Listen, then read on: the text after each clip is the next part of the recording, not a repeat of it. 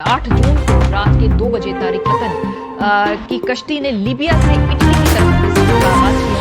हुकाम के मुताबिक 65 से 100 फुट लंबी कश्ती में मुमकिना तौर पर 750 अफराद सवार थे। 14 जून को एक कश्ती यूनान के करीब समंदर में हादसे का शिकार हुई। इब्तदाई रिपोर्ट्स के मुताबिक कश्ती ओवरलोडेड थी और खराबी का शिकार हो गई थी।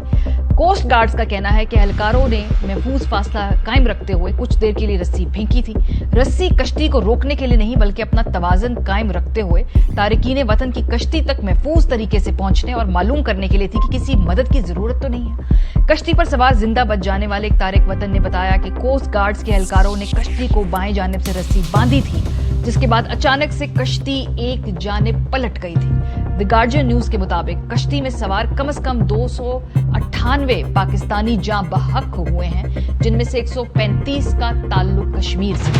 कश्ती के हालात पहले ही इस कदर मशकूक थे कि उसके डूबने से पहले ही इसमें ताज़ा पानी खत्म होने तक 6 अफराद जान की बाजी हार चुके थे। बच्चों और खवातीन समेत 500 से जायद अफराद की बड़ी तादाद अब तक लापता है।